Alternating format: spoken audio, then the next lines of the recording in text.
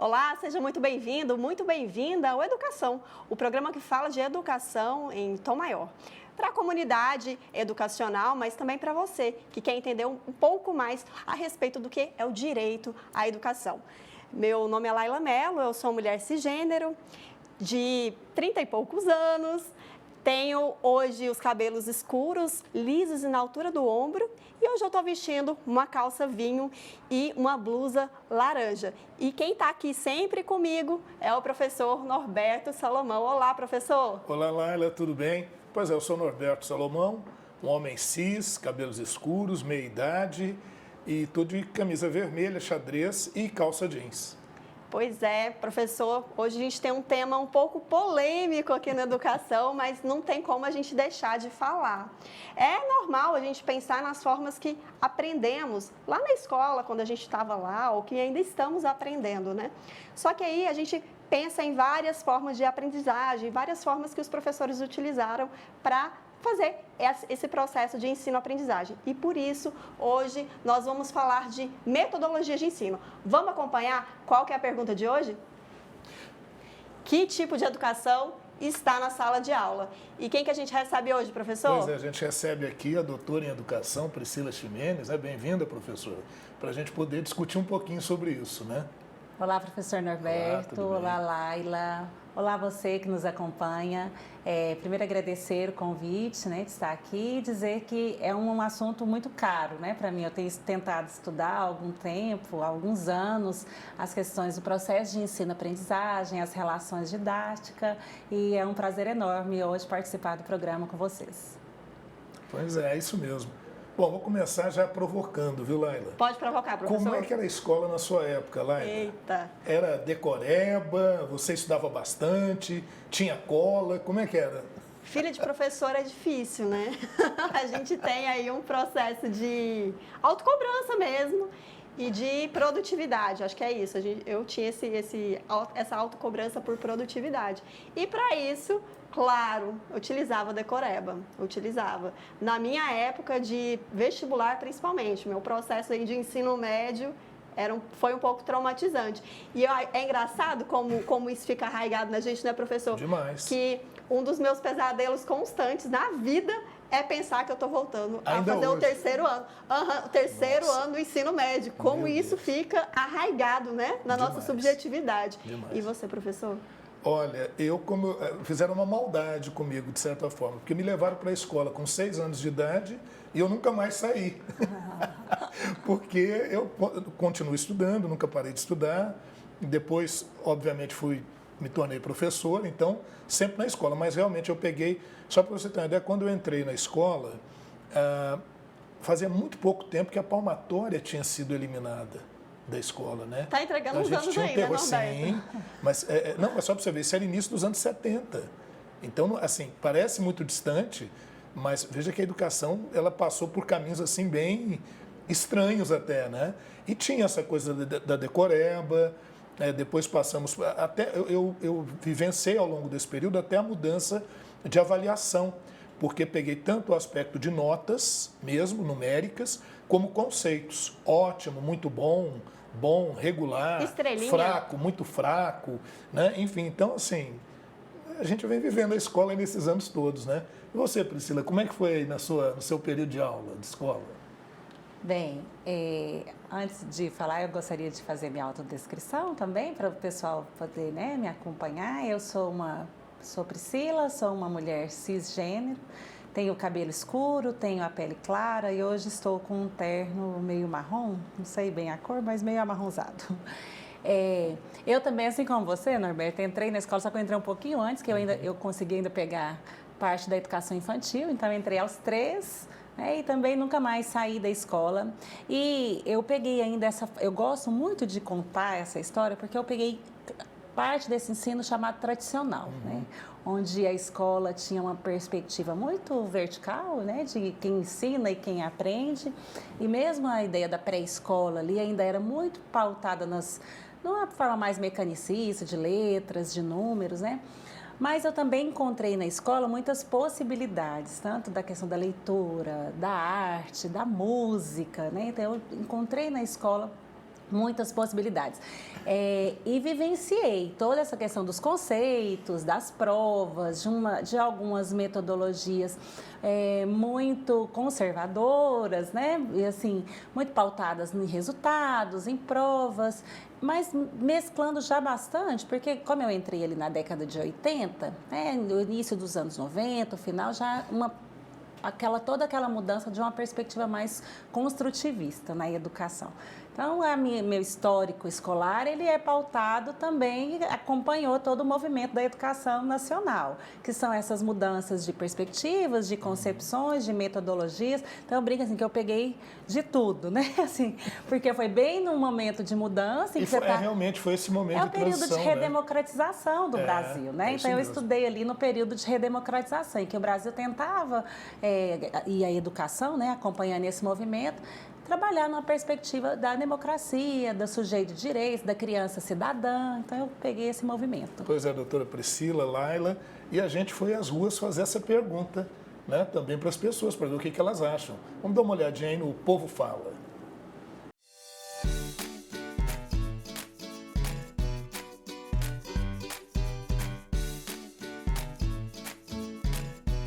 Você acha que a educação brasileira mudou ao longo dos últimos anos? Você aí que já terminou os seus estudos, já terminou o ensino médio, como que era na sua época a relação com os professores, com os colegas, dentro de sala de aula? E você que ainda está estudando, como que é o ensino e a aprendizagem na sua escola? Olha, a educação mudou porque antigamente as pessoas, os professores, as professoras, né, davam aula, mas aí não era aquela coisa. Agora mudou o ano, aí incentivou mais o jovem pela educação dos professores, dos alunos, né? E melhorou demais da conta, né? Melhorou demais da conta. Ao meu ponto de vista, não mudou, né? E meu último contato com o ensino médio foi ano passado, né? Eu comecei agora o curso de Segurança do Trabalho. E para mim, ao longo desses 12 anos que nasci aqui na escola, né, não mudou muita coisa, né? Assim, vai de professor para professor também, de educação para educação, mas ainda não mudou 100%.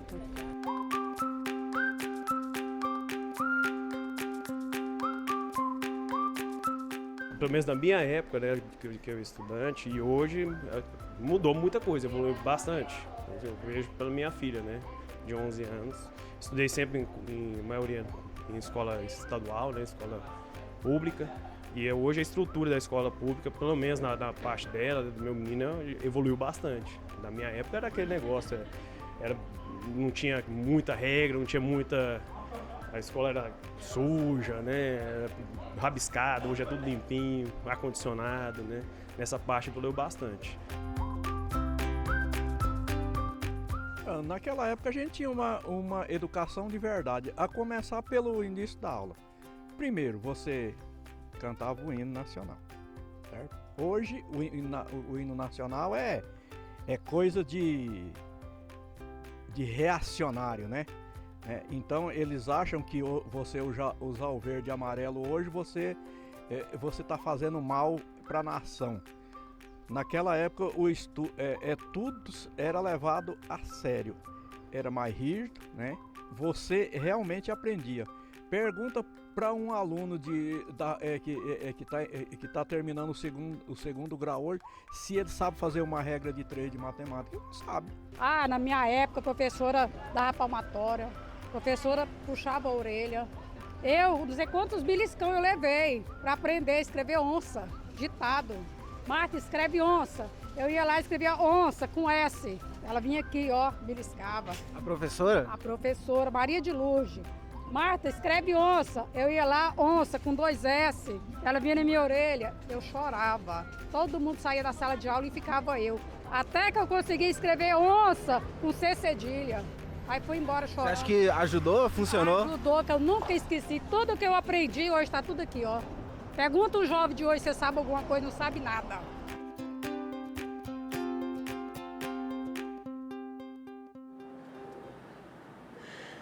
Pois é, conferimos aí algumas experiências boas e outras nem tão boas, né, que o pessoal da rua trouxe pra gente. E aí a gente vai continuar esse assunto, só que agora a gente vai conferir a fala da professora Carol Campos.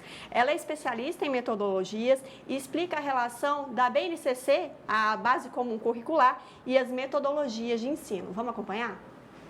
Todo professor, quando ele entra na sala de aula, ele precisa de um referencial, de um documento referenciador, que ele possa saber o que cada aluno tem que aprender em cada série, ano, em cada disciplina. Por exemplo, alunos de 5º ano precisam aprender fração na aula de matemática, certo? Mas como que eu sei que o aluno do 5º ano tem que aprender a fração e não o aluno do 4º, ou do 3º, ou do 6º? Por que tem que ser do 5º ano? Então, isso daí é o que a gente chama de currículo. Então, o currículo é este documento orientador que serve para guiar o professor no seu fazer docente, no momento em que ele sabe qual o que ele precisa de ensinar para o aluno em cada momento da vida, tá? Então, esse daí é o currículo. Quando a gente fala, mas o currículo do Brasil, as escolas do Brasil são muito conteudistas, a gente escuta muito isso. Na verdade, não é que a escola é conteudista. É a partir da BNCC, por exemplo, que a gente fica sabendo que um aluno de 5º ano tem que aprender fração na aula de matemática. Porque aprender fração na aula de matemática é um direito de aprendizagem. Cada coisinha que o professor ensina é um direito da criança de aprender aquilo naquele determinado momento da vida dela. Então, a BNCC ela foi feita a partir de uma consulta pública. O Ministério da Educação chamou as pessoas, a sociedade brasileira, para a sociedade compartilhar o que ela queria que tivesse no currículo. Isso lá de 2013 até 2017. Foi um processo muito longo. O Ministério da Educação recebeu mais de 13 milhões de contribuições. Então, hoje, a gente tem um documento de mais de 600 páginas. É muita coisa para a gente ensinar para as nossas crianças, da educação infantil até o ensino médio? Sim, é muita coisa. Mas esse monte de conteúdo não é porque a escola é conteudista, é porque o Brasil escolheu, enquanto sociedade, um currículo mais extenso. Existem outras nações cujos currículos são mais enxutos? Sim. A gente pode fazer essa escolha um dia na nossa vida? Sim. A gente teria que mudar isso. Inclusive, existe uma previsão para a gente fazer isso. E a própria pandemia nos ensinou que talvez seja melhor a gente dar uma enxugadinha, porque talvez seja coisa demais. Como a própria professora disse, a BNCC ela passou por um processo de consulta pública, né? E ela está prevista lá no Plano Nacional de Educação, uma das bases, né, das políticas públicas que rege a educação hoje. Mas, professora Priscila, a gente vai ouvir mais tarde outra opinião a respeito da BNCC, mas eu queria ouvir a sua opinião. Como que a gente pode pensar, professora, a BNCC e, ao mesmo tempo, a possibilidade de adaptação do professor, da professora em sala de aula a esse currículo? Ai, Laila, nós já começamos assim no tema mais espinhoso da atualidade, né? Então, vocês já começaram, vamos começar com tudo já, mas eu fico feliz pela oportunidade, claro, o conhecimento é esse momento de contraposições, de pensamentos, de posicionamentos, porque, como diz o Paulo Freire, a educação é um ato político. Não existe neutralidade e, como ato político, né, ele dá espaço para essas contradições. Primeiramente, é importante fazer uma pontuação de uma informação que foi apresentada.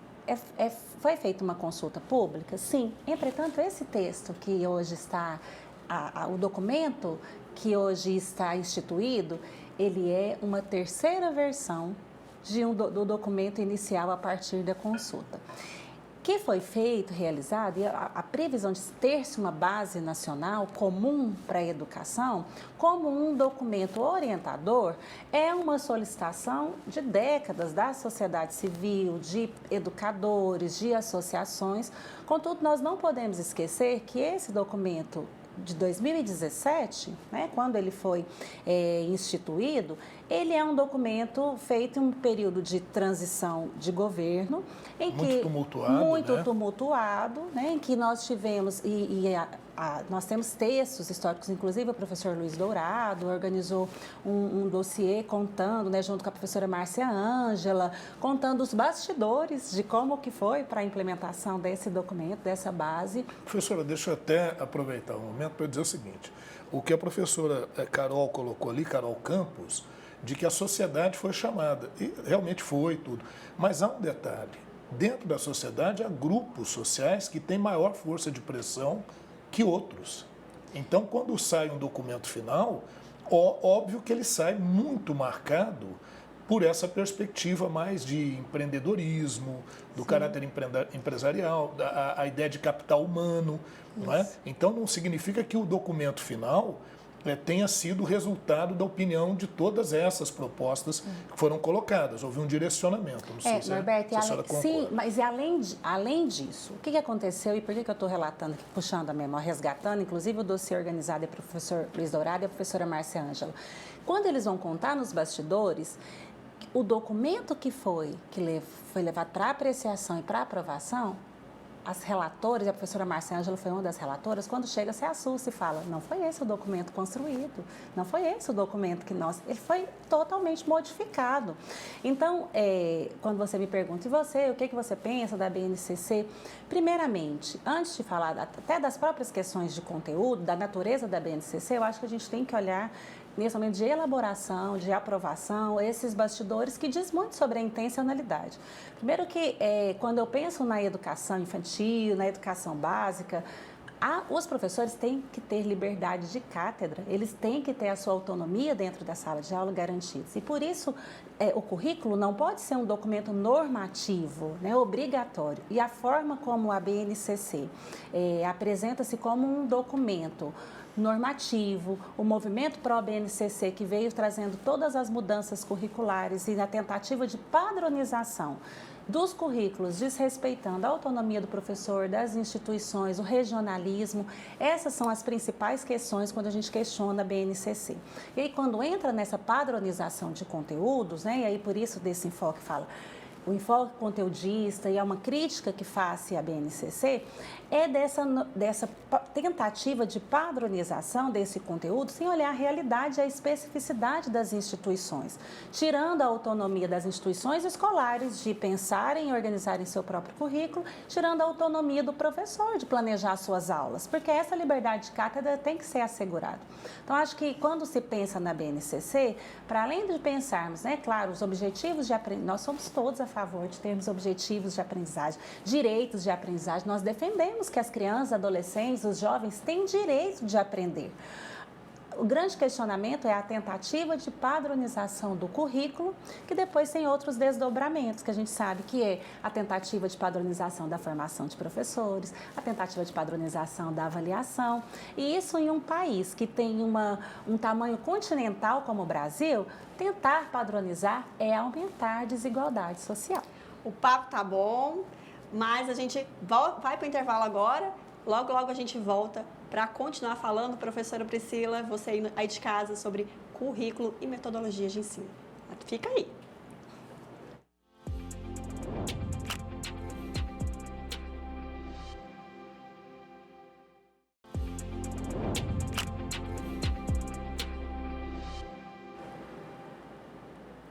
De volta aqui na Educação, e o programa de hoje a gente busca responder a pergunta: que tipo de educação está na sala de aula? E para isso a gente está recebendo a professora Priscila Ximenes. E aí, professor, vamos continuar falando de currículo? Vamos continuar falando de currículo. Vamos ver agora a entrevista do professor Renato Barros, que é doutor em educação, se especializou em estudos sobre a BNCC e legislação da educação. E ele vai falar um pouquinho sobre o volume de conteúdos a serem trabalhados de acordo com a BNCC, né? E o papel do professor nesse contexto. Vamos acompanhar aí o que diz o Renato Barros. Há um volume imenso de conteúdos nos quais não sobra espaço para aquilo que é regional, para aquilo que é específico, para aquilo que é da cultura específica de cada região desse país. Nós temos um país continental. A base não nos dá fôlego, por exemplo, para trabalhar regionalidades. Ela diz que dá, mas veja, o volume de conteúdos que se tem não é possível. Há um problema grave que ela se amarra às avaliações externas, avaliações padronizadas. Essas avaliações padronizadas são feitas por institutos que às vezes não conhecem nenhuma dinâmica específica de cada região desse país. E os professores muito vinculados, porque eles vão perdendo o controle do seu próprio trabalho, porque ele vai trabalhando em prol dessas avaliações que virão, em prol desses dados que precisam ser tratados. Então, há uma série de problemas com relação à base que não se dizem especificamente a forma na qual se vai fazer o processo de ensino e aprendizagem na escola. Aí que mora, na minha compreensão, a revolução. Porque o professor pode, ali, a partir daquela base, no contexto da sua sala de aula, pensar um processo de ensino que não ceda a essas limitações que estão na base. Porque nós temos, esse é o documento que temos, como a colega te disse, nós precisamos realizá-lo, mas nós não precisamos realizá-los com todos os problemas que ele tem. A gente pode fazer ali inserções e lutando ao mesmo tempo para a superação dessas contradições. Continuamos aí falando de BNCC, né, professora? E aí, como que a gente pode pensar isso que o professor está dizendo sobre a necessidade de interferência do professor em sala de aula? Sim.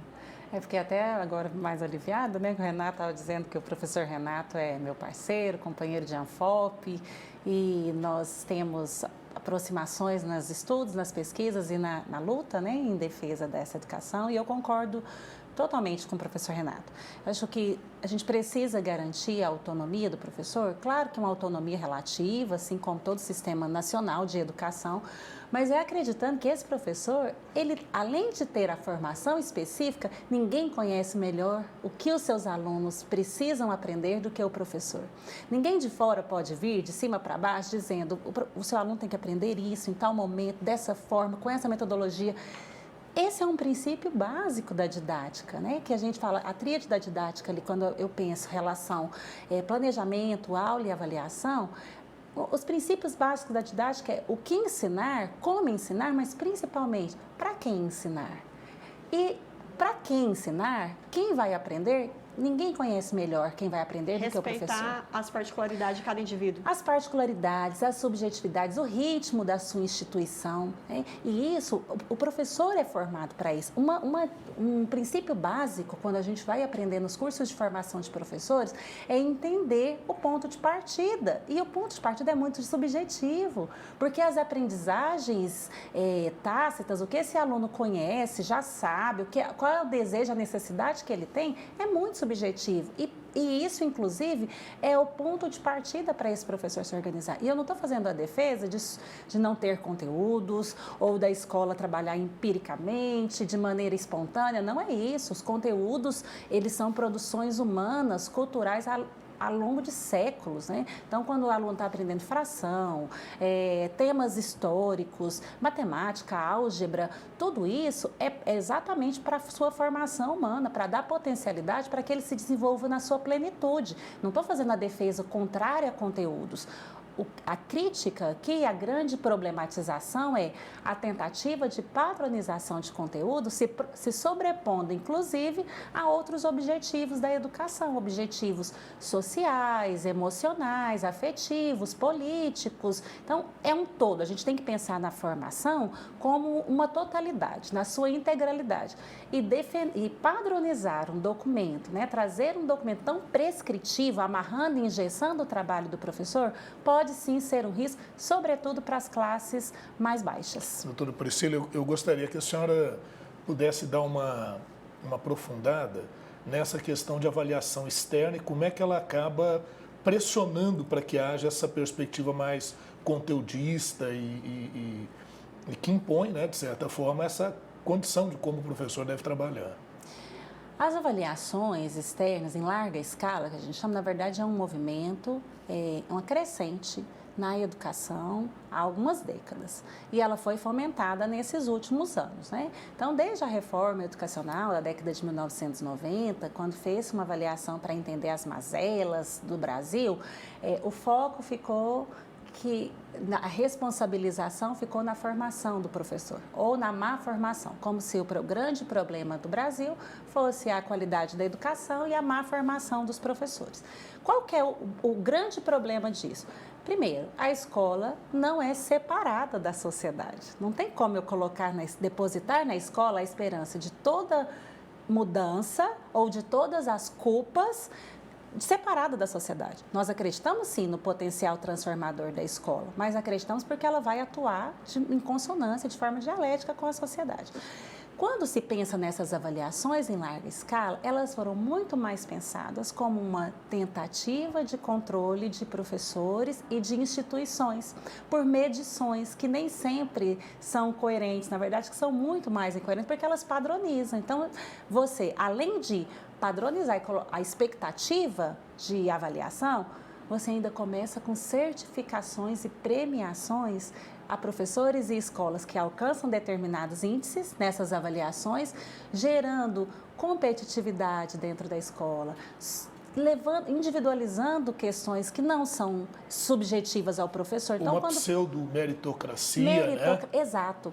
Porque como é que você vai falar para o professor que a responsabilidade, para que o desempenho da aprendizagem dos seus alunos é toda responsabilidade dele? Sendo que esse aluno, ele é um ser social, ele tem uma família, ele vive numa determinada classe econômica, ele tem está ali na escola, mas ele não vive exclusivamente na escola. Então, a aprendizagem desse aluno, o desenvolvimento desse aluno, não é papel único e exclusivo do professor. Tem uma rede toda de apoio aí responsável Doutora por Priscila, isso. deixa eu falar rapidinho para eu não perder essa oportunidade.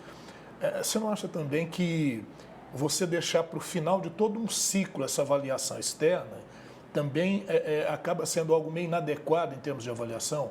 O ideal não é que essa avaliação fosse sendo feita série a série. Eu digo, por exemplo, o Enem. O Enem espera-se chegar um momento ali final, quando você vai prestar o Enem. O adequado não seria que o aluno fosse sendo avaliado ao longo da vida escolar dele e sendo direcionado? Você acha que esse sistema aí não poderia ser modificado? Sim, depende. Eu acho assim, eu concordo e eu penso, o que a gente espera de avaliação? Por que algum instituto vai vir para medir se a escola está... O que está por trás disso? Porque, na verdade, a avaliação ela faz parte do processo didático. Então, para se dar aula, o professor vai avaliando periodicamente esses alunos. Nem sempre essa avaliação precisa ser quantitativa, assim, eu vou entregar prova, vou dar nota. Vou dar um exemplo. Por exemplo, na educação infantil, não tem prova na educação infantil, não tem nota, mas os professores avaliam regularmente os alunos da educação infantil, tanto é que esse é o ponto de partida para que eles continuem as suas aulas. O que está sendo questionado, e aí claro que o Enem daria assim, uma outra conversa para a gente sentar e falar, vai dar, tem professora. tanta coisa envolvida. A gente vai falar disso aqui depois. E esse ano eu acho que a gente tem, foi mostrado, assim, está exposto para nós, a baixa adesão ao Enem, mostra o aumento das desigualdades socioeconômicas e o impacto disso na educação, né?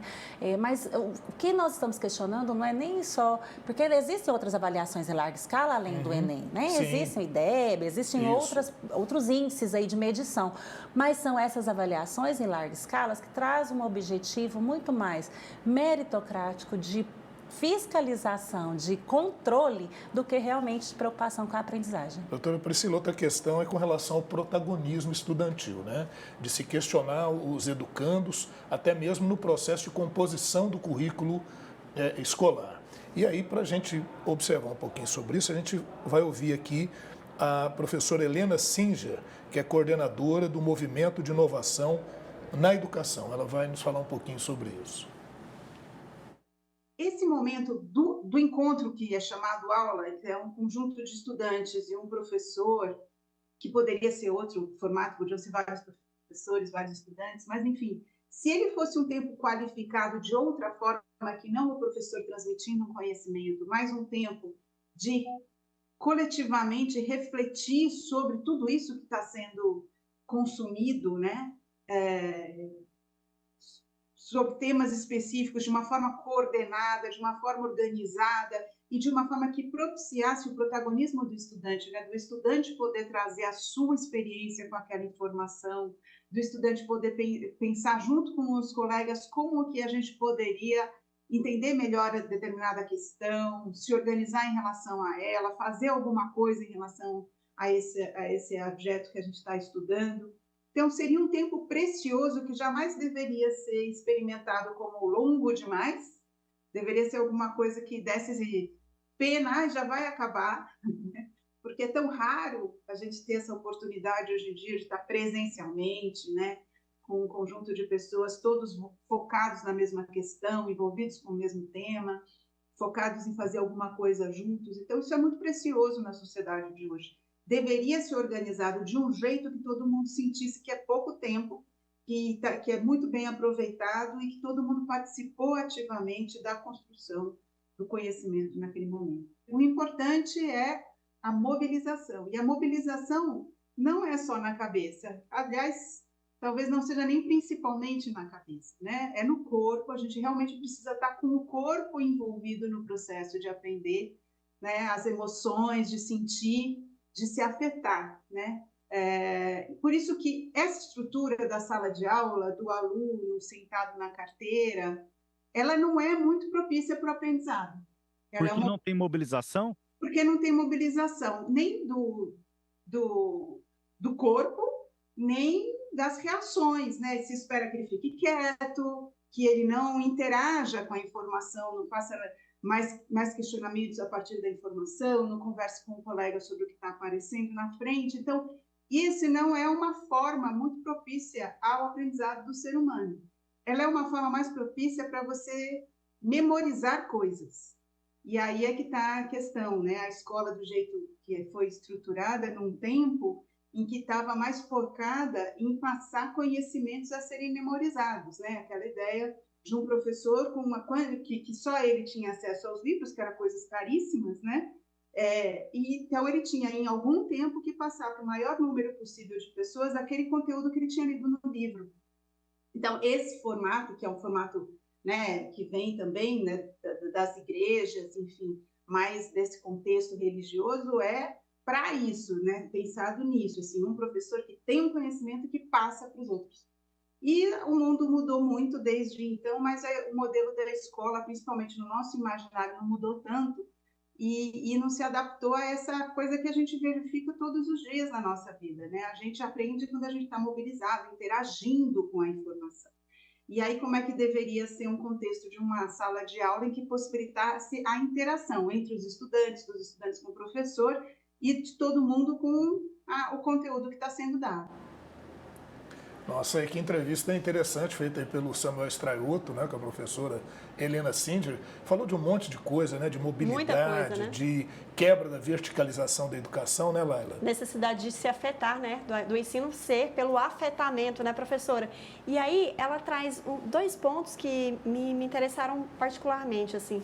A questão de pensar novas formas de ensinar, mas ao mesmo tempo, permitir que o aluno seja protagonista, que as emoções se aflorem, e critica ao mesmo tempo a organização da sala de aula, né, professora? Como pensar novas metodologias nesse sentido? Laila, eu acho que esse é o grande desafio, né, de todo professor, da educação como um todo. Primeiro que nós temos que entender que a educação mudou. São outros tempos, o perfil de escola mudou, o perfil de aluno mudou. Ele se transformou. E aí, a sociedade mudou. A sociedade mudou. São outros, não só pelo tempo, mas por causa de todos os acontecimentos. E o perfil de professor, o perfil de aula também precisa mudar.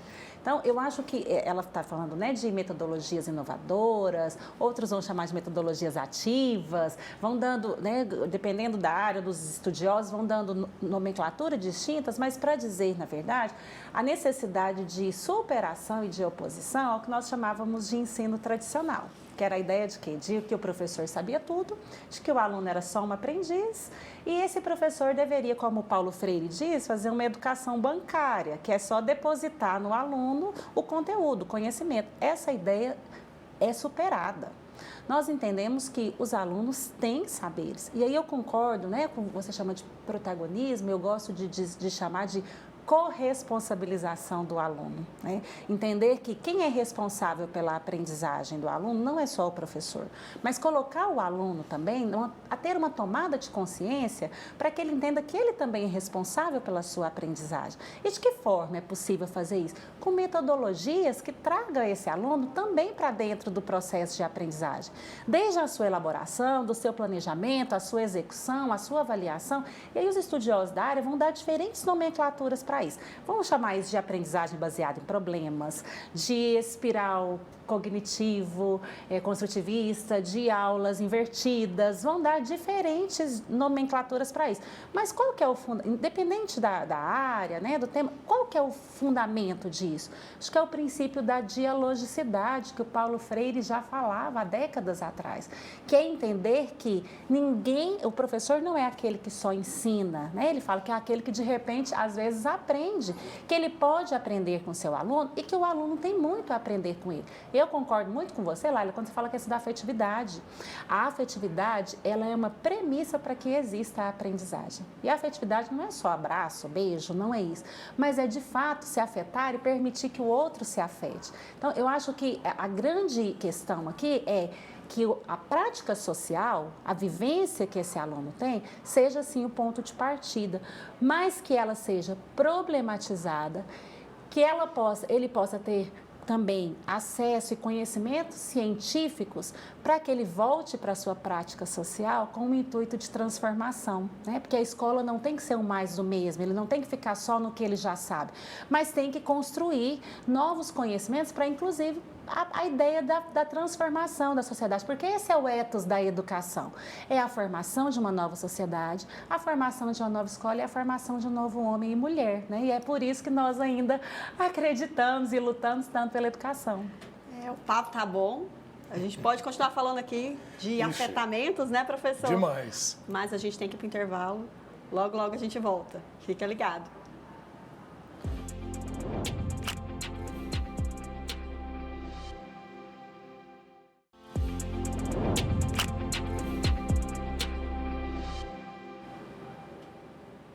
Oi, de volta aqui na Educação, e hoje nós estamos falando que educação nós temos em sala de aula e recebemos a professora Priscila aqui conosco mais uma vez. Obrigada pela participação, professora. E agora a gente vai ouvir outra professora que sentiu a necessidade de se adequar à linguagem dos alunos, a professora Emily Fidelis. Vamos acompanhar a história dela? Se liga prof ou prof, dependendo de onde a gente está, nasceu em sala de aula, né? Ele hoje ele é um projeto para professores, mas que tem como objetivo final chegar nos alunos, né? Então, as transformações que o professor gera em sala de aula, óbvio, a gente tem como ponto final aí de transformação os alunos, e coincidentemente esse nome nasce em sala de aula com os alunos. Era uma escola em que eu estava trabalhando nos meus primeiros anos de carreira pedagógica. E era uma escola particularmente desafiadora, porque ficava num bairro onde você precisava ter permissão para entrar, era um bairro dominado pelo tráfico de drogas. Então, 80% ali dos meus alunos, mais ou menos, tinham envolvimento com o tráfico de drogas, seja eles mesmos ou os pais. E aí eu comecei a trabalhar muito com a parte de comunicação, né? No início ali da universidade, quando eu fui entrar, não era professora o caminho que eu queria ter escolhido, eu sempre quis ser jornalista, então eu sempre quis trabalhar com comunicação. E aí eu trouxe incrivelmente essa parte de comunicação para eles e comecei, tá, mas o que é essa gíria que vocês estão falando? E essa música, o que ela tá... Vocês já pararam para pensar sobre a letra dessa música? Como que a gente pode trabalhar isso em história? E aí a gente trabalhou com um projeto com eles, que foi quando eu vi que eu ficar lá na frente falando para eles durante 45, 50 minutos não ia dar certo. Eu comecei a trazer novos métodos de ensino para explorar com eles. Então, comecei a trabalhar com muitos projetos e um deles envolvia a cidadania. O que é cidadania, né? Como que se você se sente cidadão. E aí, ao longo de todo o ano, a gente foi traçando esses vários projetos com essa turma, fazendo, né, trazendo eles para esse protagonismo que hoje se fala tanto na educação, que é quando eu tiro esse aluno dessa figura passiva e trago ele para o campo de batalha também, para atuar de forma ativa também. E a partir disso, no final do ano, literalmente, não eram mais os mesmos alunos que a gente tinha visto no início. Dessa turma saiu um advogado depois, que trabalha em São Paulo com projetos sociais na Cracolândia, envolvendo cidadania, uma vocalista de banda, uma vendedora de loja que me tirou muito dinheiro quando eu fui lá comprar semijoias com ela, então ela desenvolveu a habilidade das vendas, então eu fico muito orgulhosa de vê-los hoje traçando os seus talentos, assim, então é muito legal esse poder de transformação que a educação tem.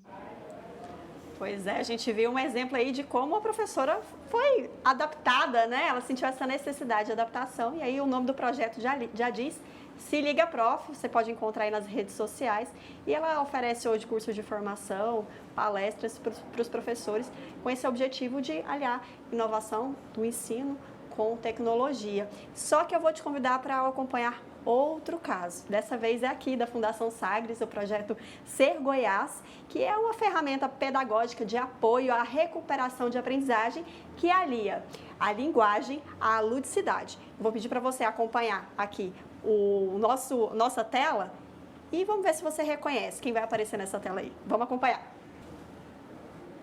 Lá! Vocês estão por aí? Ah, me surpreendi, estava aqui assoviando o hino de France, la Marseillaise, né? Eu sou chefe de cozinha Pierre. Estou aqui cozinhando uma tapioca, né? Tapioca de origem indígena, prato maravilhoso, comida excelente, que vem da mandioca, da massa da mandioca. Mandioca que é aqui do Brasil, né? Produto maravilhoso. E nós temos também, além da mandioca, também do Brasil, nós temos o açaí. Açaí, que do tupi significa a fruta que chora. Boa, a frutinha que chora, que bonitinho, romântico, hein? Ó grande Ra, te veneramos, ser universal, que com seus raios cobre a terra e tudo faz brotar. Proteja-nos. Ra nos revela pessoas do futuro. Olá, visitantes. Vou apresentar para vocês um pouco do nosso Egito Antigo. O Egito das pirâmides, das grandes construções, dos grandes monumentos. E aí a gente acabou de acompanhar o professor Norberto Salomão no projeto Ser Goiás, que é do governo do estado de Goiás e realizado aqui pela Fundação Sagres, né, professor? Eu queria que o senhor contasse pra gente a experiência que é fazer essas aulas, né? Porque são aulas que a gente grava. E aí, professor, me conta dessa experiência. Pois ser professor também é a arte de pagar micos, né? Então, assim, esses personagens surgem para a gente dar entrada na aula. A aula toda não é assim. Isso dá aí 1 minuto no máximo da aula, né? São esses personagens. Tem outros que eu estou tentando também desenvolver, né? Junto com a equipe nossa aqui. E é uma experiência, assim, bem interessante mesmo, porque trabalha com outras capacidades e habilidades que a gente tem. E acho que isso que o professor deve buscar sempre, né? Para que a gente consiga trazer a participação do aluno ou a atenção dele, eu acho que os recursos que a gente puder usar, eles são importantes. E esses aí a gente faz de tudo um pouquinho, né?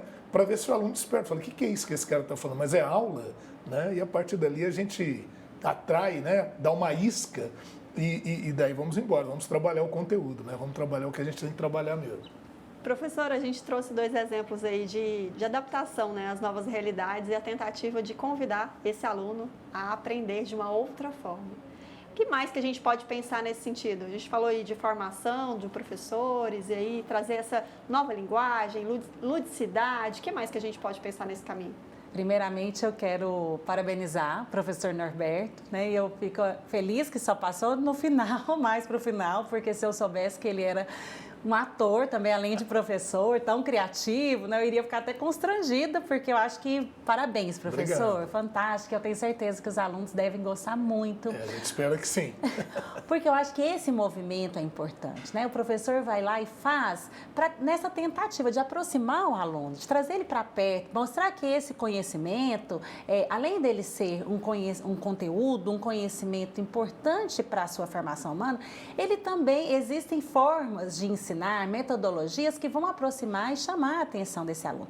Eu acho que além dessas tentativas, né, de aproximação pelo teatro, pelas artes, pela filosofia, as novas tecnologias também podem ser usadas a serviço da educação, como atividade meio, né? A ideia não como atividade fim. Claro que as crianças, os jovens, né, a maioria tem acesso a esses instrumentos nas suas casas, mas a escola pode usar com intencionalidade, objetivando avanços, né? Que através dele esses conteúdos possam ser apreendidos pelos alunos, né? E eu acho, Laila, nós conversamos um pouquinho sobre isso. É muito importante, sim, que o professor esteja em contínua formação para que ele também entenda esse movimento, essa virada de chave desses tempos, desse jovem, desse aluno, né? Para que ele possa, não é bem se atualizando, mas ir gerando novas necessidades para que hajam também novas aprendizagens. O professor, nós somos seres em permanentes aprendizagens, né? A nossa educação tem que ser ao longo da vida. E o professor também, ainda que ele tenha a formação inicial para dar aulas, quando é que a sua formação termina? Ao final da sua carreira, porque enquanto ele estiver atuando, ele vai se formar permanentemente, defendendo que a formação dos professores não é a garantia para uma educação de qualidade, porque não depende só da formação, mas depende da qualidade da condição que esse professor tem para dar aula. Então a gente vai sempre, por exemplo. exatamente, nós vamos sempre defender a formação na perspectiva do desenvolvimento profissional. A gente quer que os professores tenham boa formação, mas junto com isso que ele tenha bons salários, uma carreira de trabalho, planos de trabalho, condições materiais e imateriais para desenvolver o seu trabalho. Então sempre nessa perspectiva, não saúde mental. Saúde mental. Não é individualizar a responsabilidade, mas entender isso numa perspectiva também do campo da política, né, no campo macro. Doutora Priscila, eu acho isso e eu como me expuseram aqui... professor, faz parte. Eu tenho a necessidade de falar isso com a professora que está nos vendo aí, outros que trabalham em educação. Porque é óbvio que a gente não está levando aqui em consideração aspectos como a indisciplina dos alunos, a resistência do aluno em frequentar a escola. Então, assim, a gente entende que um professor vem, às vezes, de uma carga de trabalho muito grande e como é que ele ainda vai ser criativo e criar novas possibilidades. Então, eu acho que essa realidade toda ela é muito clara e então faço minhas as suas palavras de que é preciso dar ao professor e à professora, sim, as condições para que possa vir essa possibilidade. Mas deixar um recado aos meus colegas. Não tenha medo de ter rejeição quando você faz uma experiência como essa. Essa rejeição ela é só inicial, né? Logo você vai convencendo o educando a entrar na sua onda, né? Porque às vezes a gente vai fazer uma coisa diferente como essa, de repente você entra fantasiado numa sala de aula, você pode ser vaiado. Então, não preocupa com a plateia, não. Vai seguindo que gradativamente você vai conquistando esse pessoal aí. E isso em todos os níveis, né? Em todas as etapas da educação, desde a educação infantil até o ensino superior. Não vamos esquecer do ensino superior, não. A gente tem que pensar novas metodologias, né? Também para o ensino superior, né? Com certeza. E principalmente para a pós-graduação ainda é um ensino muito duro, né, professora? Mas aí a gente está falando de coisas não tão boas, de problemas, né, professor Norberto? Mas aqui a gente também traz exemplos legais que aquecem o coração. Está na hora do Educação que dá certo.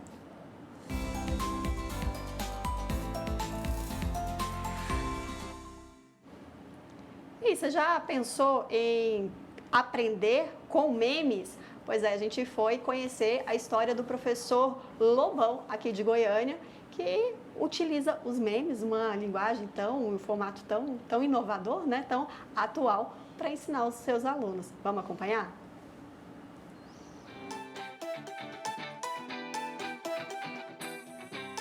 Quem não gosta de passar o tempo livre rindo de memes, hein? Um bom meme precisa ter humor e geralmente está conectado com o que está acontecendo no dia a dia. Eles podem ser fotos, gifs ou até vídeos de um conteúdo divertido. E a gente costuma passar horas assistindo e mandando para os amigos. Os memes são apontados por pesquisadores como o novo gênero textual da era digital. Mas já imaginou como pode ser legal unir os memes com o aprendizado? Essa ideia já foi colocada em prática pelo professor Lobão. E na aula de hoje, olha só, vamos falar de quê? Vamos falar de memes da internet, isso mesmo, né? E vamos explicar atualidades com o uso dos memes da internet. Porque estudar atualidades é difícil, porém o Magel te explica com o uso de memes da internet. A linguagem mimética é uma linguagem muito usada no dia a dia, né? Isso tem sido abordado cada vez mais no Enem, nos vestibulares e concursos públicos. Então a gente tentou trabalhar um assunto que é importante, que é geopolítica, atualidades, mostrando essa informação que eles chegam naturalmente no WhatsApp, no Instagram, no Twitter, né? E assim poder trazer o conhecimento. Falar a linguagem do jovem, né? Que é muito importante. Hoje em dia, estamos na era da tecnologia, internet e redes sociais. E os professores têm que cada vez ter um maior jogo de cintura para poder apresentar o conteúdo em sala de aula.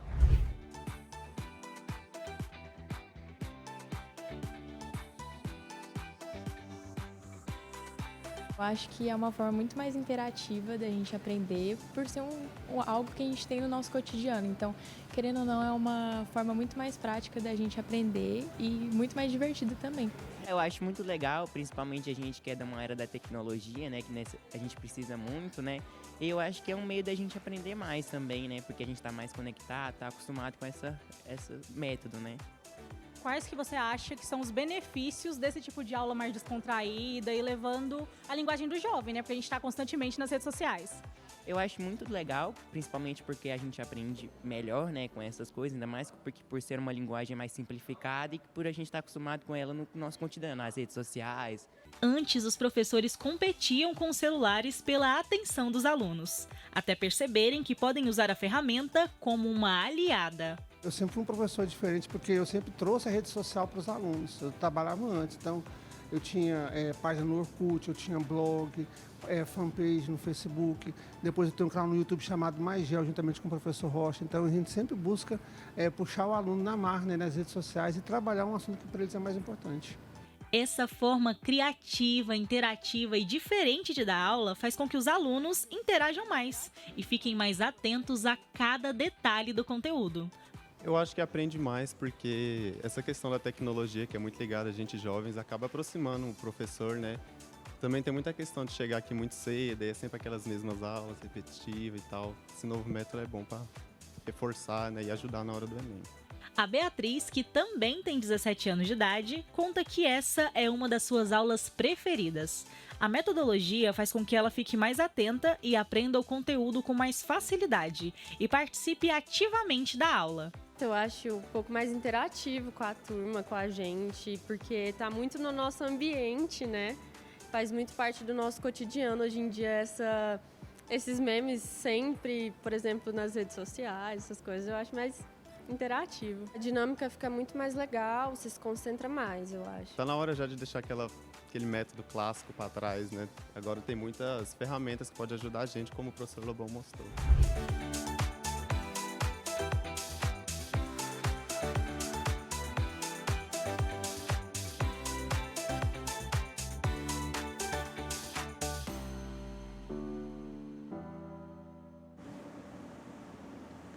Pois é, um bom exemplo aí de adequação, né, às novas formas de ensinar.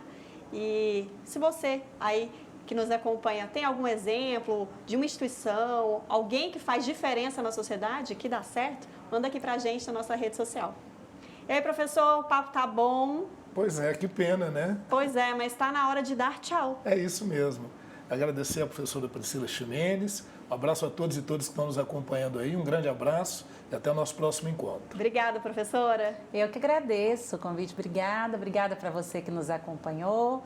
E eu acredito que nós temos que continuar lutando e defendendo a educação como uma possibilidade de transformação para todos. Tchau, tchau. Até mais. Até o próximo programa.